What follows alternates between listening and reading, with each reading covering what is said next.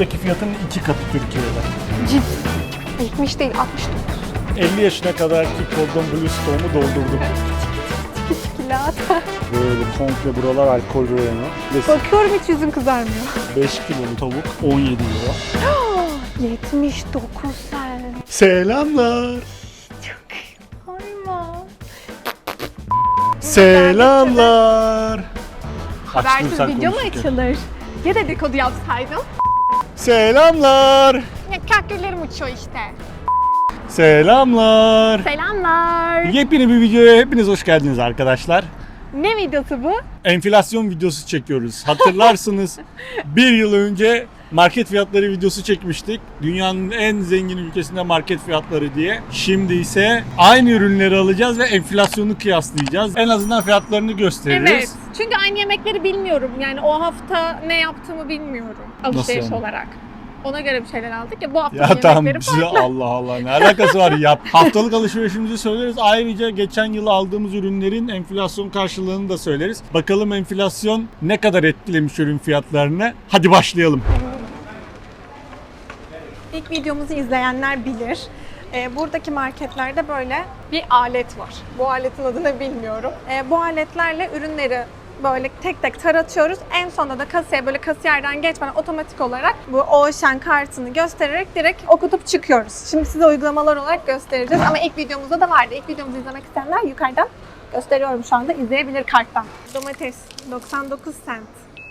Bunun fiyatı asla değişmiyor. 250 gram. Bazı ürünlerin fiyatına gerçekten şaşırdım. Mesela soğanlar geçen yıl 1.69'du, bu yıl 1.49'a düşmüş.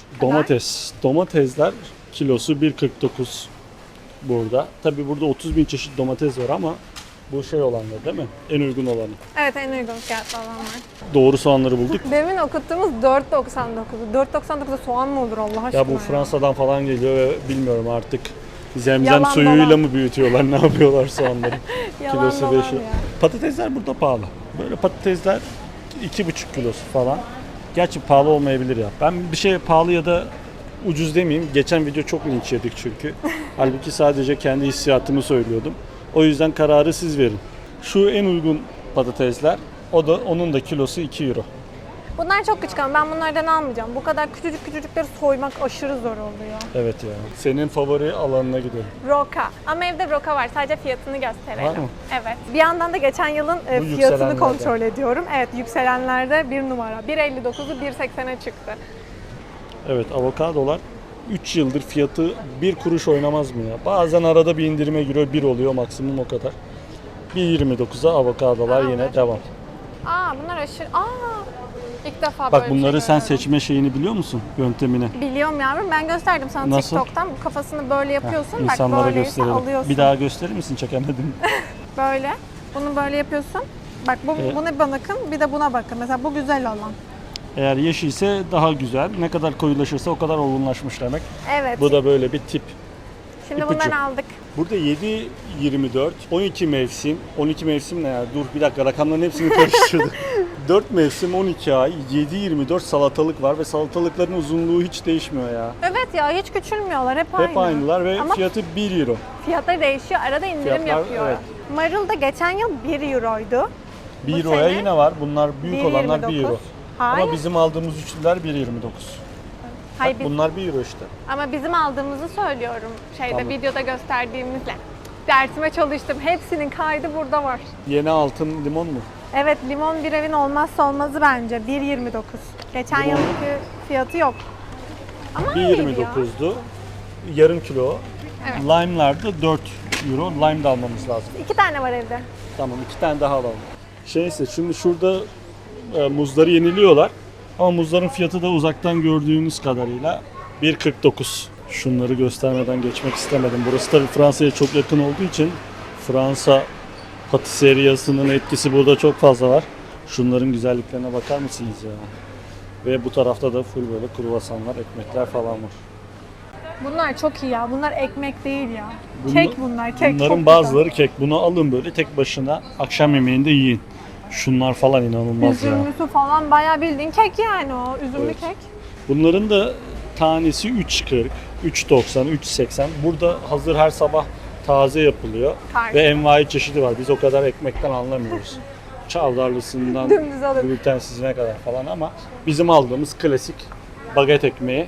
Baget ekmeklerine yeni zam geldi. Yine 70 sent oldu. Ben ilk geldiğimde 45'ti. 2 katına doğru yaklaşıyor. Videoda da 64'müş. Şimdi akıllarda tek bir soru. Dolaptaki ekmeğimiz bozuldu mu, bozulmadı mı? Biz niye dolaba ekmek koyuyoruz ya? Çünkü hava çok sıcaklıydı.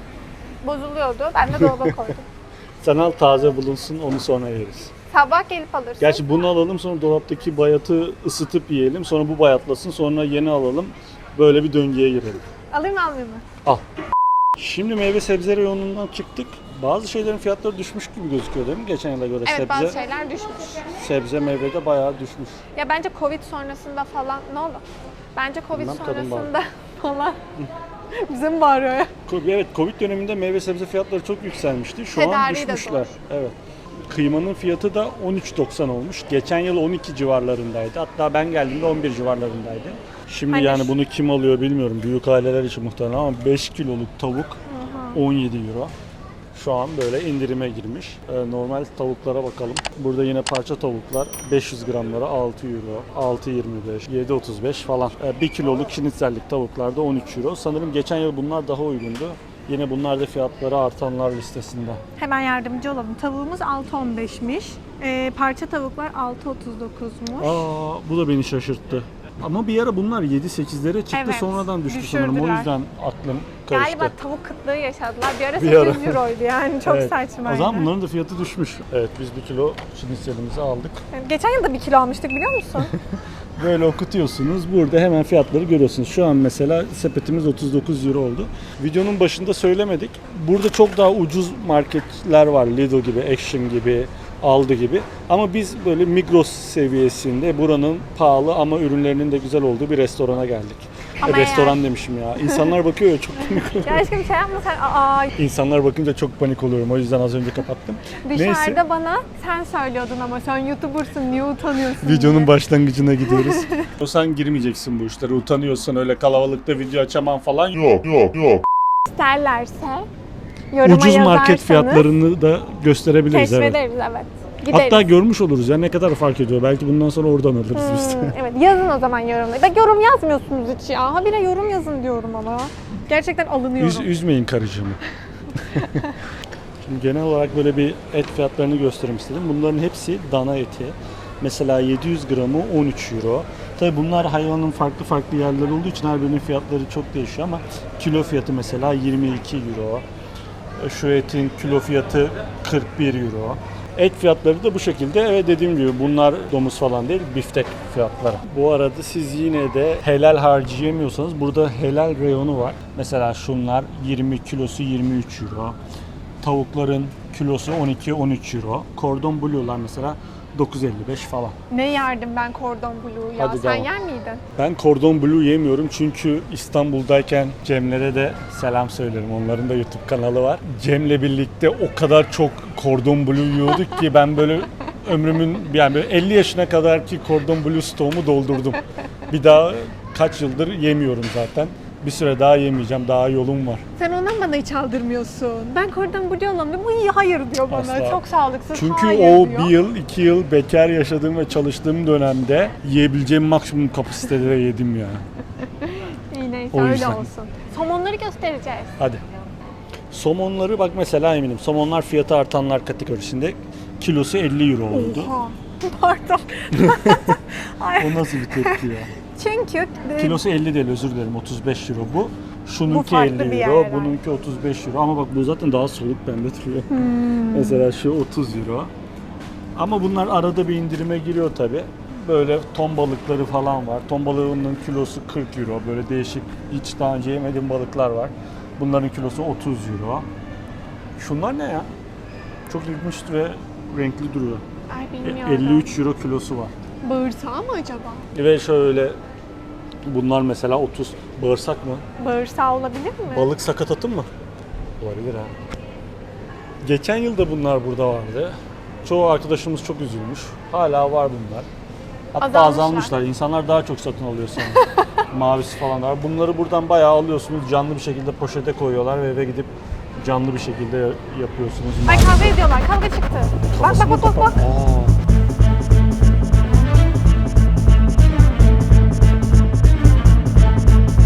Yani gönül isterdi ki tabii bir Türk İzmir'in tulum peyniri olsun. Ah Bir ya. Ezine peyniri olsun, bir Kars kaşar olsun ama bizim alabildiğimiz burada maksimum Yunanistan'ın beyaz peyniri. Grek diye satıyorlar burada. Gerçi Gazi de var. Bayrakları asabilir. Ben Ja alıyorum. Ja ile Gazi'nin tadı aynı. Bunun tanesi 1.79. Bu arttı işte.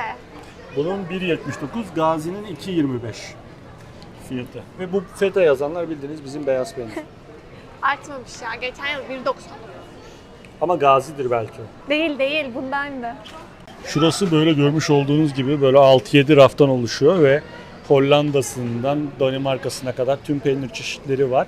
Ve buranın arka tarafı da yine bu şekilde sadece peynirden oluşuyor. Peynir reyonu burası. Avrupa'nın güzelliği o. Her üründen en az 20-30 çeşit oluyor. Çünkü içeride ticaret serbestliği var. Bunda tercihimiz Greek oluyor. Çünkü bize en Mecbur. yakın olan Greek yoğurt. Türk yoğurtları yok. Diğerlerinin Aslında- de tadı yok. Evet, O yüzden Türk yoğurdu mecbur Greek. geldi. Ama ben birazcık piyasa olsun diye 3-5 tane aldım. Hızlı onları yedim ama bir daha getirmediler. Tek alan bendim herhalde. Türk yoğurtları satsın diye mi? Evet. Tek başına direndin Ali Lüksemburg'da, sana helal olsun. olsun sana. Üstüne düşeni yaptın. Helal olsun. Ya bizim genel hissiyatımız fiyatların arttığı yönünde ama şimdi karşılaştırmalı yapınca aslında o kadar da artmamış gibi. Şu an mesela 12 yumurta 2.90. Geçen yıl da yine aynı fiyattaymış. Ama yıl içerisinde böyle bir 3.40'lara, 3.50'lere kadar çıktı değil mi? Yani şöyle Sonradan oluyor. geri düşmüş. Şöyle oluyor. Bazen tedarikte sıkıntı çekiyorlar bence. Çünkü bazen bomboş oluyor ve birkaç tane çeşit oluyor. O zaman 4-5 liraya falan çıkıyor. Süt reyonu yine böyle sonsuz. Bu bizim aldığımız tam yağlı sütümüz 1.20. Sanırım bu 90 centlerdeydi. Bak şöyle olmuş hatta. O videoda da aynısını demiş olabilirim Evet, yani. şöyle olmuş 90 centti. Buraya tam geldiğimizde o zaman 1.19'a çıkmış. Zam gelmişti hatta o videoda şaşırmışız. Şimdi 1.20 olmuş. Hala 1.20. Hala benim de 1.19 da 1.20 oldu. Ne büyük bu. Böyle söyle de yine linç yiyelim. Siz zam görmediniz diye. Arkadaşlar biz 25 yıl Türkiye'de yaşadık. Biliyoruz yani oradaki ortamın neyin ne olduğunu. O yüzden bize kızmayın. Biz sadece buradaki fiyatları gösteriyoruz. Yani bir şey belirlediğimiz falan yok. Elçiye zeval olmaz. Bu havalı sütler Hindistan cevizlisinden bademlisine, yulafından fındığına, soyasına kadar olanlar. Ortalama fiyatları arttı bunların. Artık Zam geldi. 2,5-3 euro oldu. Mesela bunlar 3,10, fındıklı 3,5, bademli 3,5. Barista sütünde geçen yıl 2.5'ta 2.65 olmuş. Şimdi kolalara geldik. Artık öğrendik. Ucuzlamış ya da pahalanmış demeyeceğim. Çünkü gerçekten çoğu şeyin fiyatı düşmüş. Mesela bunlar Türkiye'de yoktu. Hala yok. Daha yeni geldiğimiz için biliyorum. Mesela limonlu, çerili, vanilyalı kolalar var. Ne düşünüyorsun? Sen neye bakıyorsun? Ben kolayı uzun zamandır içmiyorum. Kendimi alkışlıyordum içeriden. Şimdi 1,5 litrenin fiyatını söyle bakalım bize. Burada fiyatı yazmıyor. Şunu okutsana bir Geçen bakalım. yıl 1.92 idi. Bakalım bu yıl kaç? Dım. Heyecanlı yaklaşık ama biz azalttık artık, içmiyoruz. 2.12. 2.12. Şok. Bu fiyat karşısında Hazal şok oldu. Ben bir daha da kola içmem kardeşim. Zaten içmeyin arkadaşlar, zararlı. Bu bölümümüz Instagirl'lere gelsin. Anlat bakalım, sen de bir Instagirl olarak. Instagram'lar bol hazırlamak isterse benim gibi dermişim. Yok hayır. 4.19'a bu frambuaz ve blueberry'li olanları var. Mesela 3.70'e de bütün hepsinin karışığı. Ben tatları, Dondurulmuş meyveler ortalama 4 euro. ben seratayı yapıyorum bowl'lardan. O beğeniyor herhalde. Güzeldir değil mi? Sen söyle yorumunu. Yani tazesi gibi değil ama tabii tazesini aldığında bir haftada bir tüketmezsen bozuluyor. O yüzden bunlar en iyi ikinci seçenek ve yeniyor yani, güzel. Ortalama 450 gram 4 euro civarında falan. Geçen yıl 1.59'muş Artmış. başını çekebildiysem. Şimdi gördüğünüz üzere bizim evin olmazsa olmazı patatesler. Şöyle klasikleri var, büyükleri var, küçükleri var. Yine farklı markaların var. Bizim yine en çok tercih ettiklerimizden. Bunları ne yağ ne tuz döküyorsunuz. Fırına atıyorsunuz bu şekilde, yağ vesaire olmadan çıtır çıtır çıkıyor 15-20 dakikaya. 2.60 olmuş kilosu. Evet artmış. Bunun fiyatı bir tık artmış. Ne kadar olmuş? Gözün niye o kadar büyüdü? Korktum. Çünkü bir önceki 55'teyiz. 5.28'i gördüm. Patates de 5.28 zannettim. Gözüm Ha, burada algılamadı. evet fiyatları anında kontrol edebiliyorsunuz. Türkiye'de bu sorun çok yaşanıyor. Yani böyle bir ürün alıyorsun. Ödediğin fiyatla etiketinde yazan fiyat bambaşka oluyor. Bir de uğraşıyorsun 2 saat. Burada alır almaz görebiliyorsun. Hiç böyle bir derdin olmuyor. Bu çok güzel. Aa bunlar ne? Neyler ne? Bunları denemedik biz. Bunlar ne? Nasıl yani? Aa, doğranmış falan mı acaba? Kutunun içinde. Bilmem, al deneyelim. Ay yok istemem. Ben kendim doğrarım. Yenilikleri açıklıkta Hazal gibi oldu. Evet, şimdi geçen yılın popstarı asla bulunmuyordu ve taneyle alabiliyordum falan. Şimdi çiçek yağı kalmadı artık. Bu turnasol yağı mı ne? Ondan satılıyor hep. Bunların litresi 2.10 olmuş. Geçen yıl çiçek yağı ne kadar? Sen ekrana yazarsın. 3.39. 3.39'muş. Şimdi bugün aynısını almıyoruz ama aldığımız bir türü 2.10. Geçen yıl bu var mıydı bilmiyorum ama Salt Bee'nin tuzları var burada. Nusret'in 3.59'a satılıyor. Hiç alan görmedim ama şimdiye kadar. Nusret bizi izliyorsan yorumlara yazsana. Gerçi şöyle diyeyim. Bir sürü kişi aldığı için arkası bomboş, gördüğünüz gibi ürün kalmamış, yetiştiremiyorlar. Sonuçta ülkemizin bir markası. Tabii ki. Evet, abur cuburlarla devam. Cips. Cips. Niye bu kadar mutlusun cips için ya? Şimdi geldik Pringles'lardayız. Pringles'larda böyle nadir artan ürünlerden gördüğüm kadarıyla 2.55'ler, 2.35'ler. Geçen yıl 1.92 idi. Geçen yıl 1.92'ymiş. Ya şurası cennet gibi değil mi? Cennete giden yolda azam çat.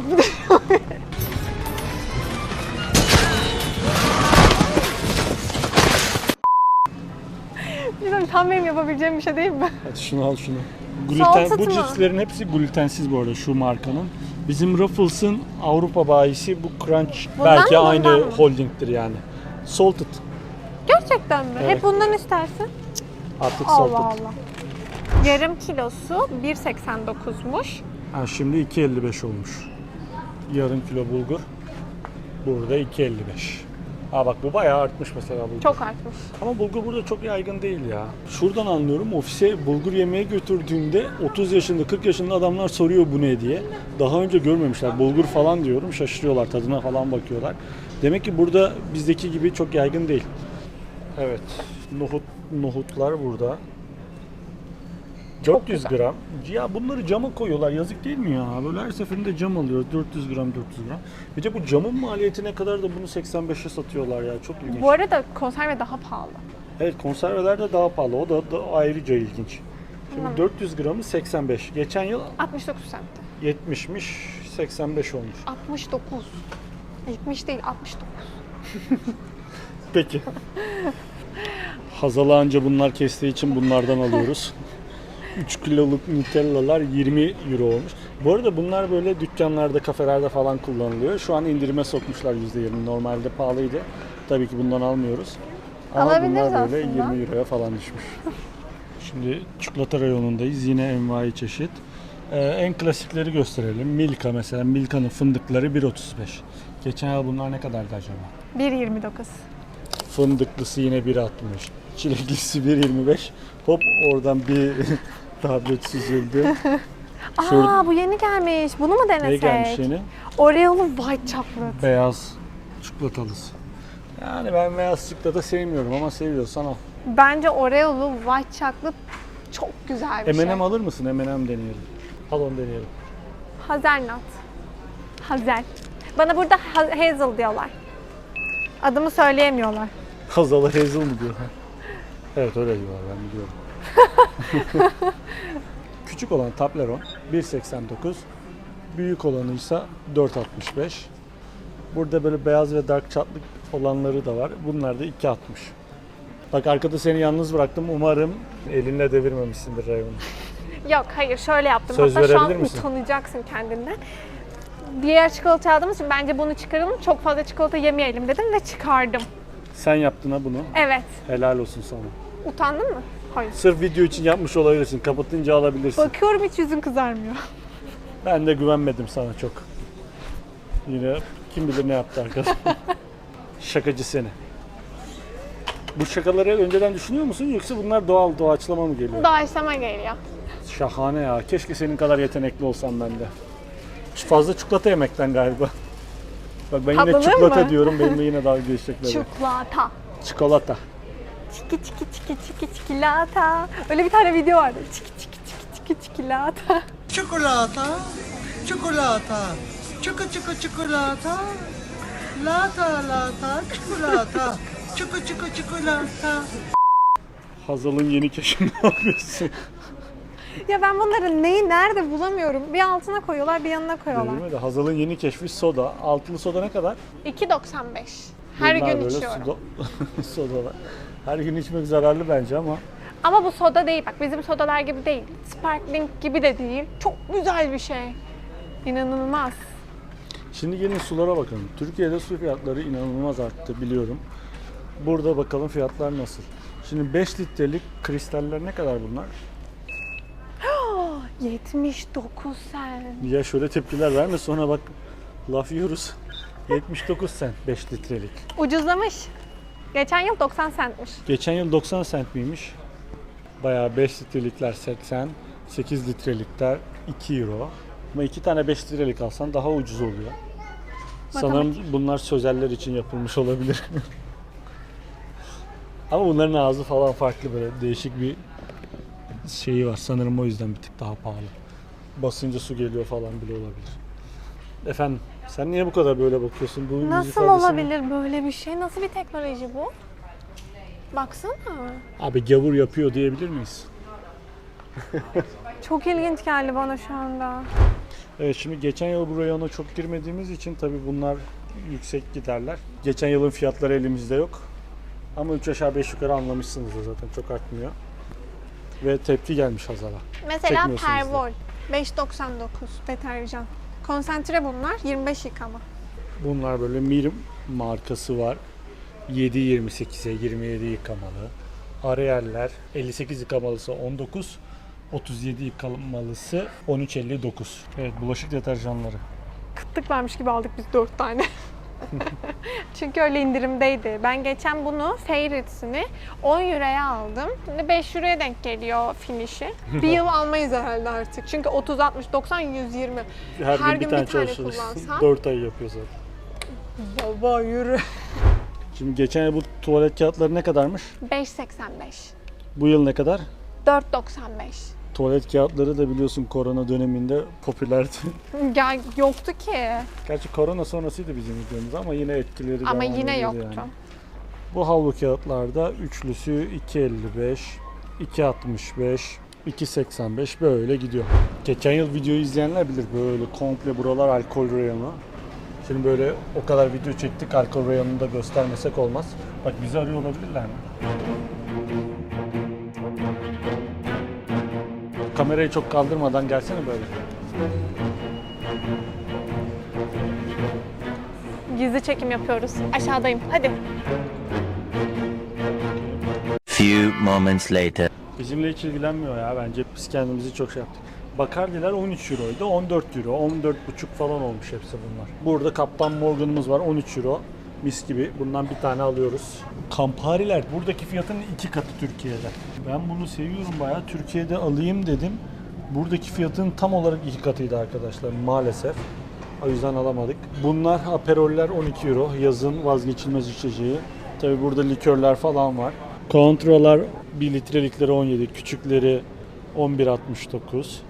Evet, biralar da bu reyondan başlıyor. Şöyle arkaya doğru göstersene. Şuraları böyle boydan boya komple şu görmüş olduğunuz bölüm bira bölümü. El yapımı biralardan normal biralara, IPA'lerden şampanya şeklindeki biralara kadar envai çeşit bira var. Birkaç tanesinin fiyatını göstereyim size, gelin. Bu Heineken'lar genellikle indirime giriyor zaten. Mesela bu yine indirime girmiş. 12 tane 33'lük bira 13 euro. Şimdi bu dikişler bizim bildiğiniz Efes, Tuborg minvalinde biralar 6.59. Boferdingler yine dediğim gibi 8'lisi 8.45. Bunlar bizim Türkiye'deki biralara çok yakın. Bir de Avrupa'yı biralarımız var. Bunlar Avrupa'yı biraların şampanya şeklinde olanlar. Bunlar böyle bayağı patlatarak açıyorsunuz. Böyle keyifli oluyor, güzel oluyor. 3.75, 4.70. Bunlar 70'lik Avrupa'yı biralar. Şunlar asıl en güzel olanları. Bunlar bence Türkiye'de de çok olmuyor. Bunlar da yine 8.45. Laşoflar çok güzel. Leffel'in mesela bunlar meyveli biralar, esmer biralar, açık biralar, envai çeşit biralar 8 euro, 9 euro, 10 euro civarında değişiyor. Tabii bunlar birazcık daha tad olarak aromatik olduğu için ve bence daha güzel oldukları için daha pahalılar. Bira fiyatları da bu şekilde. Şimdi biz bu aldıklarımızın hepsini ödeyelim. Çıkışta en son bir enflasyon değerlendirmesi, bir hesabımız ne kadar tuttu görelim hep birlikte. Evet, şimdi geçen sefer görevliyi çağırtmamızı istemişti. Bakalım yine aynısını isteyecek mi? Şimdi o çubuğunu oraya koyuyorsunuz.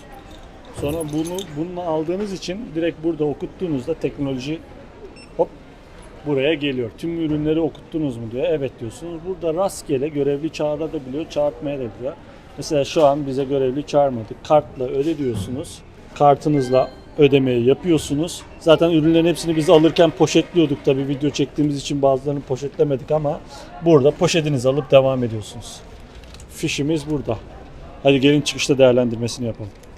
Evet, şimdi alışverişten çıktık. Gördüğünüz gibi bu sepet kaça doluyor? Tam Show Haber minvalinde Bir video sepet. çektik. Fişimiz burada. Boyunun ölçüsünü alalım. Bak kameraya sığmıyor bile. Sen ne yapıyorsun? Niye bunu? Boy verdi. Yine şöyle bir faturamız var. Şimdi ne kadar tuttu? Alışverişimiz 110 euro tuttu. Bu haftalık alışverişimiz ama bunun içinde şöyle alkolümüz var. Mesela finish indirimdeydi, böyle 4 aylık falan finish aldık. Süt yine indirimdeydi, yine bir 4 aylık süt aldık. Bu Ve yine bir 70 euroya, 80, 80 euroya falan geldi. Aslında fiyat, biz bir şey diyeceğim, videoya nasıl başladık? Demek ki bizim algımız çok farklıymış. Haftalık alışverişimiz de arttı diyorduk, yine artmamış. Evet, algımız gerçekten de farklıymış.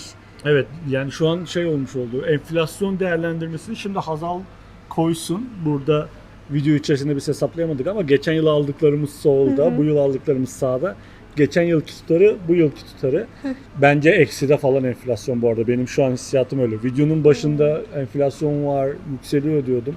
Çünkü bize düzenli olarak devlet burada otomatik zam yapıyor enflasyon yükseldiği için. Ama gıda konusunda en azından enflasyon o kadar da yükselmemiş gözüküyor. Biz yine benzer fiyatlara çıkabildik. Neyse, günün sonunda enflasyonu da görmüş oldunuz. Avrupa'nın en zengin ülkesinde de enflasyon bu kadardı. Şimdi bu ve bunun gibi başka videolarda gelmesini istiyorsanız lütfen yorumlara yazmayı unutmayın. Biz sadece göstermeye çalıştık. Pahalı ya da ucuz yorumlarımızı göz ardı edin. Buradaki standarta göre pahalı ya da ucuz dedik. Biliyoruz Türkiye'de enflasyon aldı başını gitti. Her şey inanılmaz pahalı falan. Asla ve asla burayla oranın alım gücünü kıyaslamıyoruz. Sadece burası hakkında fikir vermek için böyle bir video tekrar yapmak istedik. Hem de bir yıl olmuş. Ne kadar değişti Yenileyelim. bir görelim istedik. Bir de şöyle bir şey var, mesela buraya taşınmak isteyen insanlar buranın fiyatlarını market fiyatlarına bakarak anlıyormuş. Yani biz arkadaşlarımızdan duyduk, buraya taşınan arkadaşlarımızdan. Ve videonun böyle yararlı olduğunu söylediler. O yüzden de aslında yani bir Avrupa ülkesine taşınmak istiyorsanız ya da yani özel olarak spesifik olarak Lüksemburg'a taşınan pek bulamayız herhalde ama Avrupa ülkesine taşınmak istiyorsanız haftalık bir alışverişle maaşınız yeterli mi, oradaki yaşam nasıl, bunu kıyaslayabilirsiniz. Videomuzu buraya kadar izlediyseniz videomuzu beğenmeyi, Kanalımıza abone olmayı ve Instagram hesabımızı takip etmeyi unutmayın. unutmayın. Bir sonraki videoda görüşmek üzere. Hepinize hoşça kalın. Hoşçakalın. Hepiniz hoşça kalın.